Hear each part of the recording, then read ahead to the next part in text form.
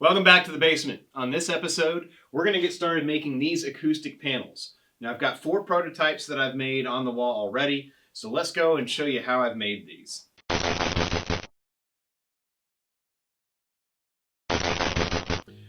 Okay, before we jump into the actual build process of these panels, I want to give a huge thank you and shout out to Daniel and Newcastle Fabrics for hooking me up with these offcuts and remnants of their Acoustone speaker grill cloth. Now, I asked them a while back if we could partner together and do something since we'd finished the YBA1 and YT15 trainer amp and head combo back when I first started the channel. I didn't know it, but when I reached out to Acoustical Solutions to partner with them, it was actually Newcastle Fabrics that supplied that fabric, and they're the ones who sent it to me. So I'm very, very much appreciative. These guys have been behind me since the very start. Now, granted, they're not sponsoring this video, they're not paying me anything. I just asked them if they could send me stuff that they would be throwing out. I wanted something from their Acoustone fabric line that was the amp grill cloth. Just send me, whatever you've got. If they're offcuts, if they're too short, they're funky shaped, or if they've got snags or runs in them, I don't care. If it's at all possible that it could be salvaged and used, that's what I'm looking for. I said about how much square feet that I was looking for, and a couple months later, I've got all this fabric.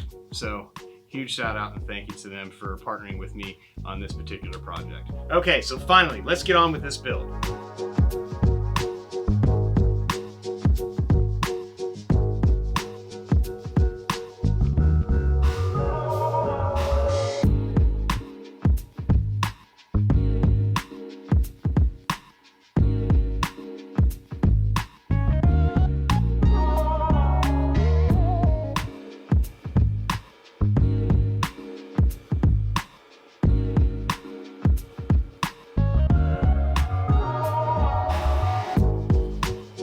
Let me mention why I'm sanding.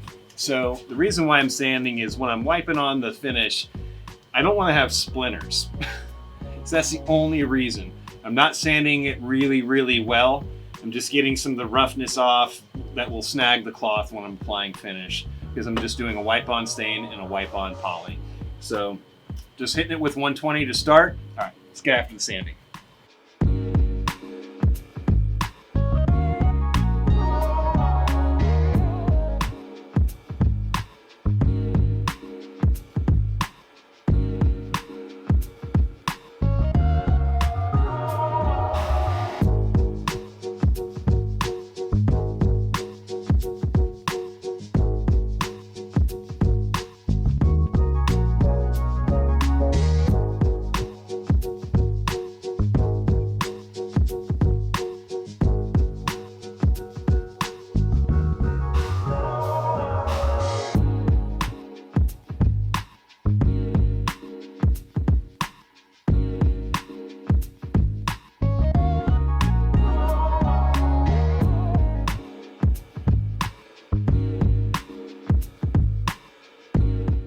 These have already got a coat of stain. It's dried,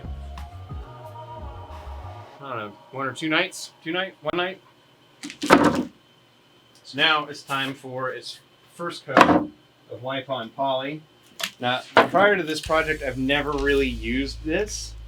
So this is kind of new for me. I am enjoying it though.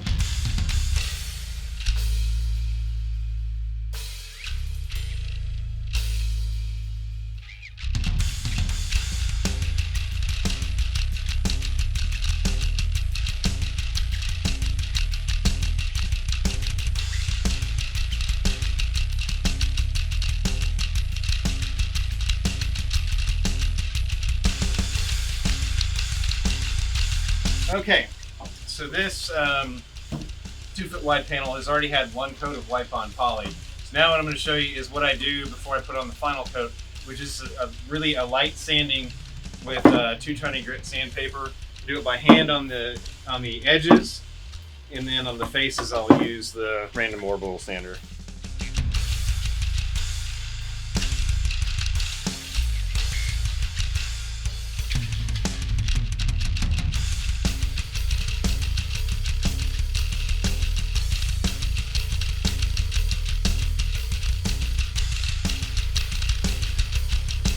Alright, well that's going to do it for this panel. once it dries, it's ready to be upholstered. So I'll have 4 that meet that description of being ready for upholstery once the 2 that I've got the final coat on dry. So tomorrow I will come back and show you how I upholster these panels and fill them. Okay, so I'm back. It is a couple of nights later. I am finished building all of the panels. I did all of those off camera. They're pretty much all in different various stages of finish being applied. All right, so off camera, I've made these furring strip. I did these on the table saw just using some cutoffs from the same wood that I made the frames out of. So the first thing that I've got to do is I've got to cut the material. So let me start with that. All right, so I'm going to use this black material. Now I found that when I did that PV cab, that was good that I did the testing there, because I learned that you can't iron these creases out. So if you fold this stuff, these creases are gonna stay until you put tension on them. That's the only way I've seen to get these creases out, is to get tension out of them. So these have a lot, this material, this is why this was donated to me, is because they have snags in it. They can't really be sold. So I'm happy to use it. I'm happy to recycle these pieces that would otherwise not have any life. So what I'm going to do is I'm simply going to,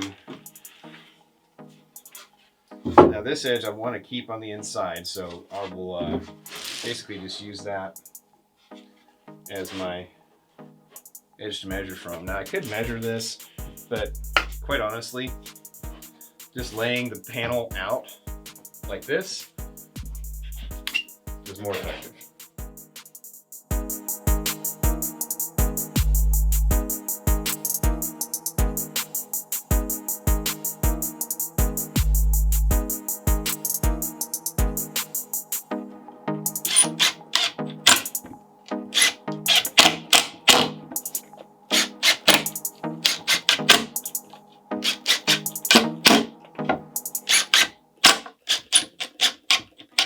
Okay, so I decided to test these with the 1-inch drywall screws, the fine thread drywall screws. What I did was I put them in at a slight angle, like to the side and down, and that plus the thickness of the fabric that I'm sandwiching in here was enough to keep it from going through. So there's no penetration all the way through the wood, which is cool. So I'm gonna continue to test my luck and see if I can't get this panel upholstered. Now is where we start putting things under tension.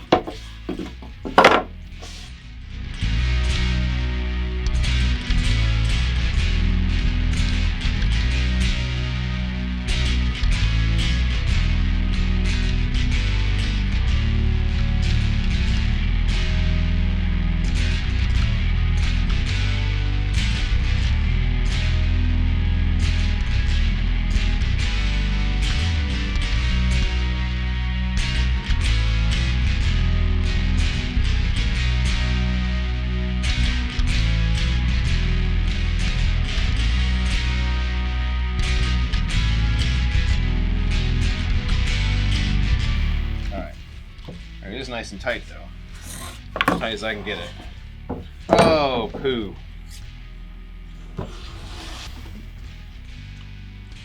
Well, I think I'm gonna call it for tonight, because that sucks. It's fixable though, it just sucks. All right, I'm gonna regroup. I know exactly what I did wrong. And yeah. I'll come back tomorrow. Okay, so next night I'm back. Definitely learned I need to be a little bit more judicious with when I decide to work on things. I'm doing this out of a feeling of obligation that I need to accomplish this in a certain amount of time. The reality is I don't. I've got all the time in the world to do this. The only pressure I put on myself is exactly that, pressure that's put on myself. There is no deadline. So consequently, when I work late, when I work later than I should, I start making mistakes. And that's clearly what happened here with this panel. So obviously the screws came out because this furring strip was actually above the surface of the frame, so I wasn't drilling into anything. So that's the problem. So the easy fix is simply this. And this is where I love the design, because it's actually benefiting me right now, is all I have to do is, well, first let's take this furring strip out.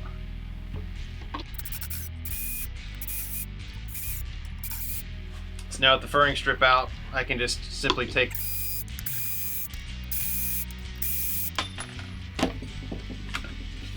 and I can do this.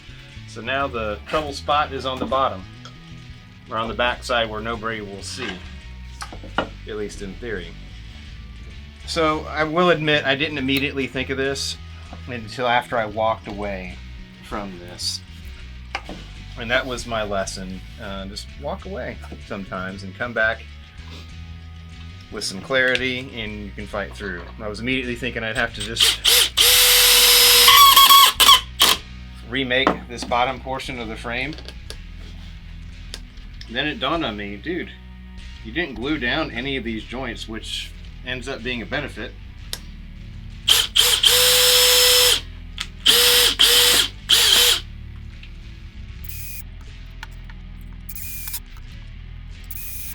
All right, so that's what I'm left with. Can't even tell there was an issue. So, no harm, no foul. So I'm gonna try and redo this time correctly.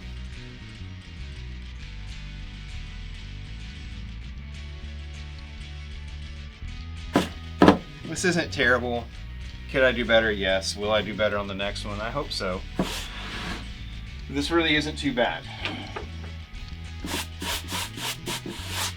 All right, so there is some holes on this. I'm gonna go ahead and lay in the rock wool first and then do the back.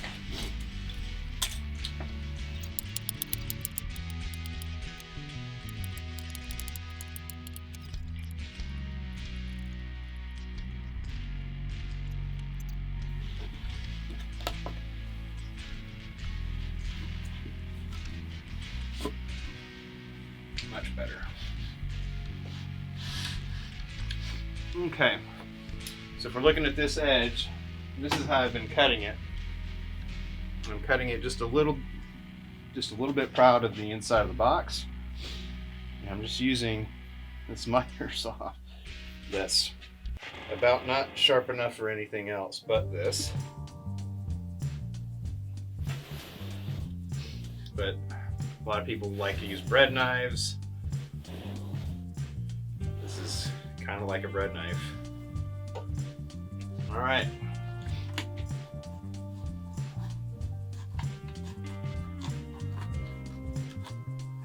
Again, I like to cut it a little bit on the long side and squish it in. All right, so next step is to cut some fabric to go on the back to hold the panel in place.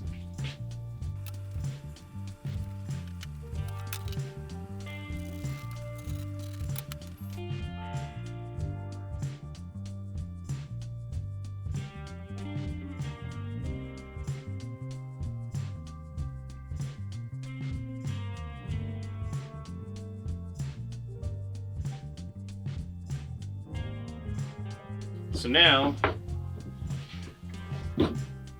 it's time to install the mounts. And for that, I've got French cleats. I made these off camera. I made 8 of them off camera. I'll make some more on camera to show you what I did. But essentially, the way a French cleat works is as such. So you've got these 2 pieces. One goes to the wall, one goes to the object that you want to hang. And essentially, this screw to the wall plus this hung equals that. So that's what that looks like. Now, I am forgetting a step that I wish I hadn't forgotten, because this means I'm going to have to pull some staples, and that's, I got to install a foot. Again, this is just a quick design change.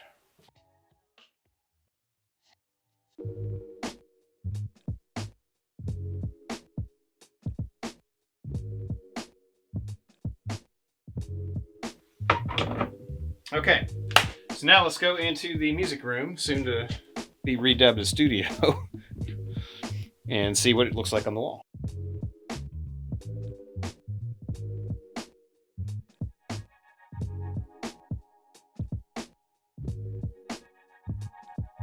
So I do want to try some, instead of using wood furring strips, I want to try some of the strip steel that I have left over from the accent walls in the workshop. I want to see if those work as a furring strip. So I want to try that. I want to try it on one of the 24-inch panels, see how it goes. And if I like it, then I'll just do the rest of them that aren't falling apart. Okay, these are the strips of steel that I was talking about that I have left over from these accent walls. So I've got, I don't know, about 15 of them maybe. So I think that should be plenty if it ends up working out. So I am going to go ahead and upholster 3 more panels real quick using that and see how it goes. So let's first get to cutting some material.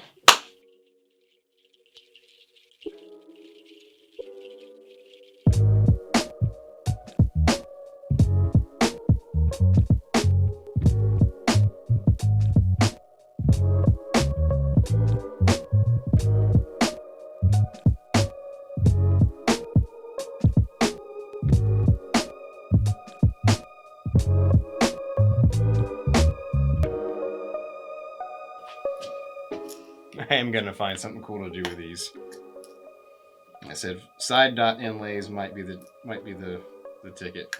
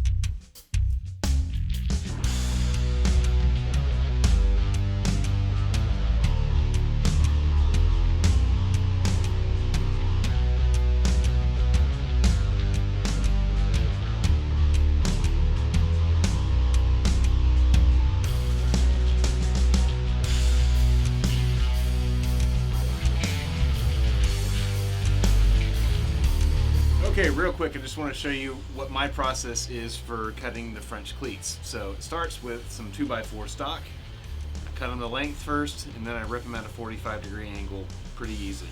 So let me show you that.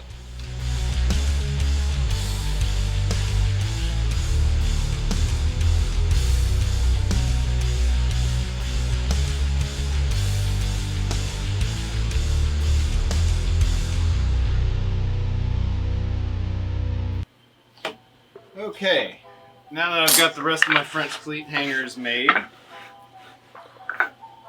I am going to mark them.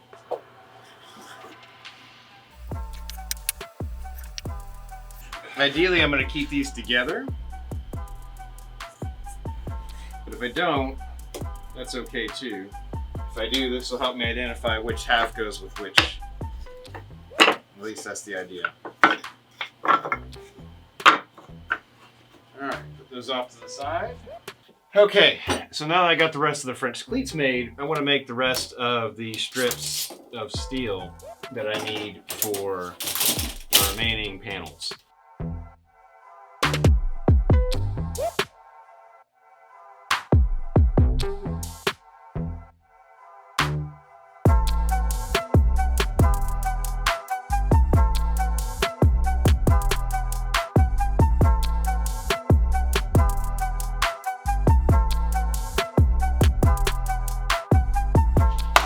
All right, it is the next evening. I am going to now take these strips of steel that I prepared, cut to size, and taking off the rough corners.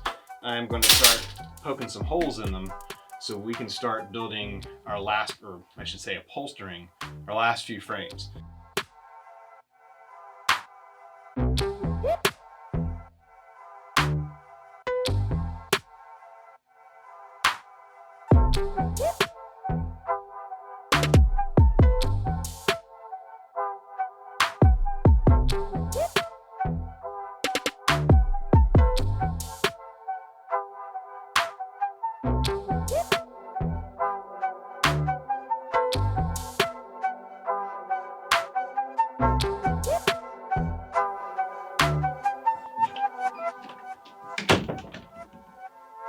Okay, you can see that I have made some progress off camera in finishing this one and this panel. So what I want to do now is, my original plan was to put 5 of the 16-inch wide panels along this wall. I think I'm changing my mind to put a 24-inch panel in the center of the wall and then flank them by 2 16-inch panels. I want to have a little bit of versatility. If I have one extra panel built, that's no big deal. I'm sure I can find a home for it, possibly on like a door like this, even though it's not the ideal size. Because I'm out of fabric that is the correct size, I'm going to have to be on pause for a little bit on construction of new panels. You can see I've had 3 leaning up against the wall on that other shot, 1 without finish, and then 2 that are completely ready to go for insulation and fabric wrap. So what I can do is I can start taking apart those panels, and I can build the frame for the new 24-inch panel that I want to have be at the center of that wall potentially. So either way, I'm going to have 1 extra panel that I can hang on a door and decide what to do from there. So let's at least build that frame right now.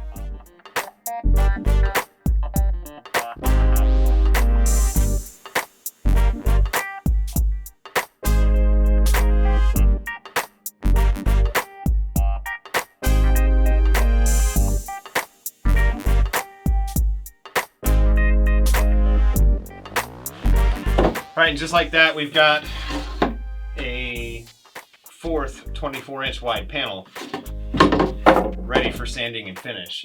Before I start getting this thing prepped for finish by sanding it and whatnot, I'm going to go ahead and pull the 2 off the wall that have no finish and take them apart. Yay.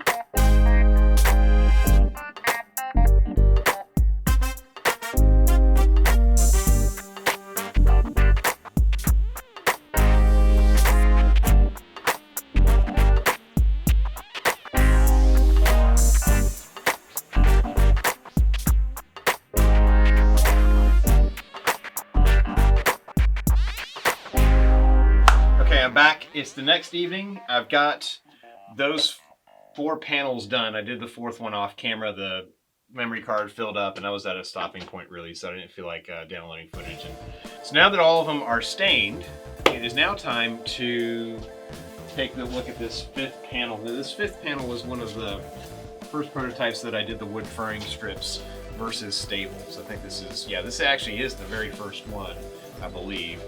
I need to take this one apart. Number one, I never applied any kind of clear finish to the stained frame, so I do want to do that so that at least all the panels are consistently finished. So I got to put 2 coats of wipe-on poly with a little bit of sanding in between. Also, I don't have a foot on the bottom to keep the bottom part off of the wall, that little spacer block. And I don't know if you can tell the lighting in here, but there is a really bad wrinkle up here where this screw is starting to pull out of the frame. So I believe that's because the wood split, and well, basically I've got a wrinkle. Now I already know I had this run in the fabric, that's absolutely fine. why I got it anyway. But I think I can fix this gap along the frame and therefore also fix the wrinkle by getting rid of at least one, maybe all of the furring strips that were wood and replacing it with the new steel strip design. So I've got a little bit of work as far as disassembly goes, so I'm going to do that off camera because you've already seen me do that, and then I'll just cut to the repair. Actually, I'm going to put finish on this after I disassemble it, so next time you see me, it'll be a time lapse of me putting first coat of finish on these now 5 panels.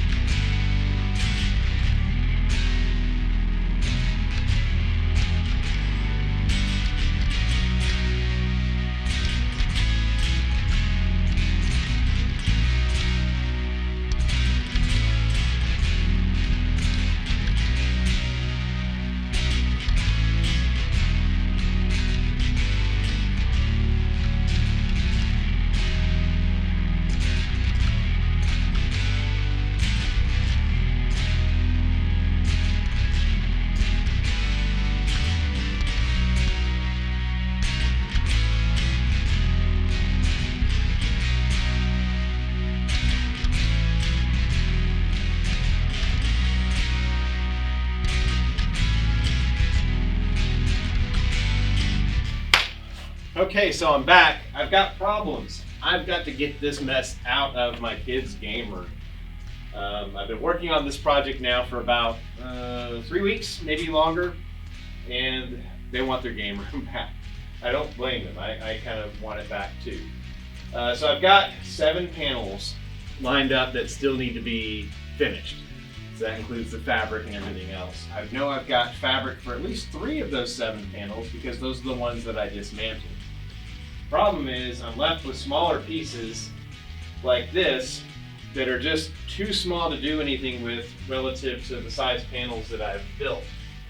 So, my goal tonight is to at least figure out what more materials I'm going to need.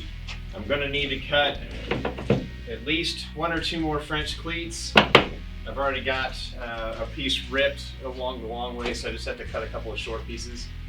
And then I need to make sure I've got enough backer fabric to do all of these. I think I do. I may be short, maybe a yard, which is a bummer. So if I need to go get more, I'll go get more. The thing that I really want to focus on though is figuring out this material here, because I want to use this material for some of these panels. The problem is it's too small. I was thinking I was going to do smaller panels than I ended up doing.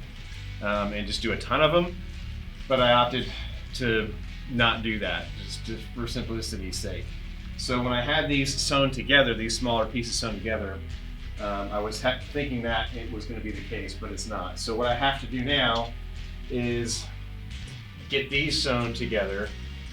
So it'll basically be a patchwork of 4 pieces for these, and I think I can use that for the 24-inch panel. So I'm going to get probably 2 of these put together, and then maybe 2 or 3 using this gold fabric, this black and gold, which is really, really pretty. You know, some of them have some tears and runs in the fabric, but I think it'll be fine for what I'm doing. So that's the goal. I'm going to try and figure out how much of this fabric I'm going to have piecemeal together and kind of go from there. But first, I'm going to try and get at least these 3 panels put back together.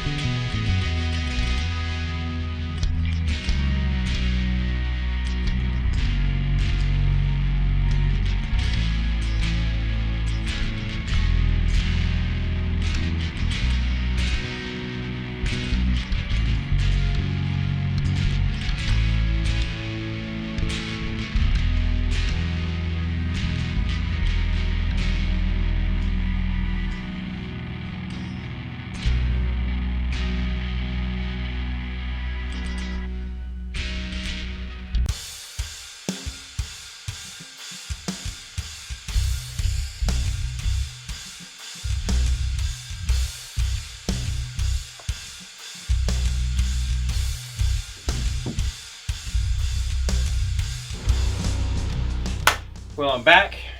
This might be the final night of the build project. I've got the material that I had left over, the remnants, stitched up today. So I'm excited about that. So let's see what we got here.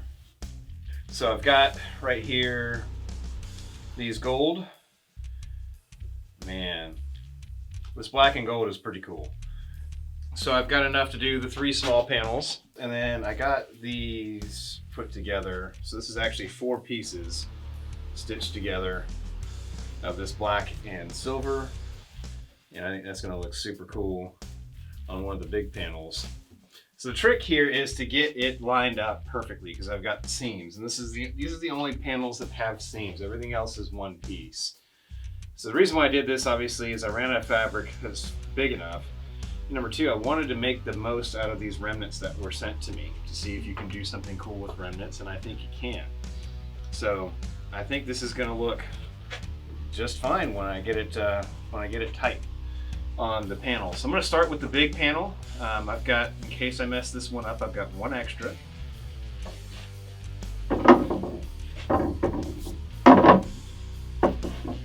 All right, you know the drill. Let's clip to a montage of building.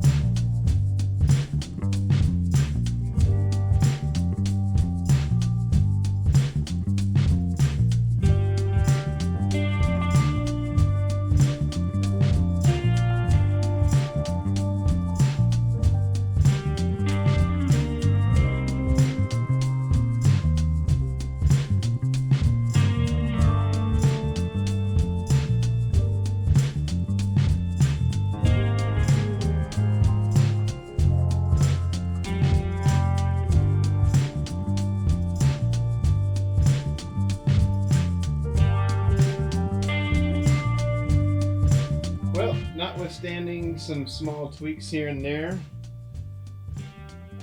I think we may have the room finished.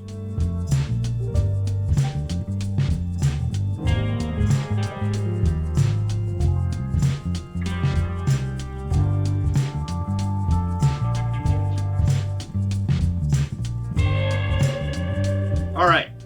I can't end this video without doing a proper demonstration of what it sounds like in the room with and without the acoustic treatment. So normally when I record all my videos, I use a shotgun mic attached to the camera. And when I do that, I typically run in Adobe Premiere, I run a multi-channel compressor, and I also run a noise reduction filter as well. So I'm going to talk a little bit with those filters on and then with them off and see if you can notice a difference. To me, I do it to kind of clean things up. And if there's a lot of echo, like if I'm recording in the shop, workshop area, sometimes I'll even put in an anti-reverb or a reverb reducing filter on there as well. So I also want to play a quick drum beat real quick, because that's probably the biggest thing I have to gain in this room, because I typically record bass with direct output from my amp and not use it. I don't usually do it mic'd up. However, I do notice it sounds way better in the room when I don't have headphones on and I'm playing with that 412 cab. It doesn't shake nearly as bad as it used to in this room. I still got to do some stuff on the ceiling, but that'll be another build series. So with that, let's do some drumming.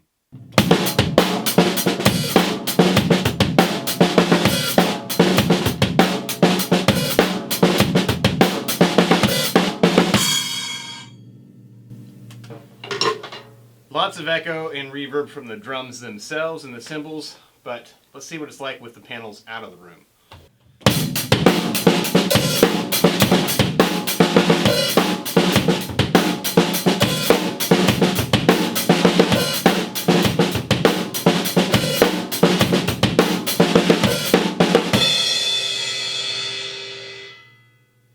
Well, that's going to do it for this project, at least for right now. With some subtle tweakings, still to do, I think, just to get all these panels 100% straight and get them spaced perfectly. Man, still, I'm very, very, very pleased with how this project has turned out. This does not look like this was done on the cheap. That is for sure. Big shout out to Newcastle Fabrics and their Acoustone speaker grill cloth. These are OE fabrics that major manufacturers put on their speaker cabinets, both for amplifiers and heads and other applications as well. So chances are they've got the OE for your amp if you're interested. So take a look at Newcastle Fabrics. But man, I'm super thrilled with how this has turned out so far. I'm probably going to do a couple of more things. I want to play in this room for a few weeks, see what it sounds like, see what my ears are telling me. But I think we're pretty close. I might add a couple of larger format panels on the doors. And then I definitely, regardless of what happens next, I'm definitely going to play around with some of these drop ceiling tiles and try and make some acoustic treatment for those using the grid of the drop ceiling. So I've got to figure out placement for that, and I'm probably going to rearrange this whole room next. But first, before I do any of that, I'm going to build something that I actually need, and that is a brand new bass pedal board. So we'll see in that build project as soon as I get started, hopefully very, very soon. Until then, I'm going to enjoy this room. I'm going to play a lot more than I have been, that's for sure. But anyway, thank you so much for watching this build series on the Basement.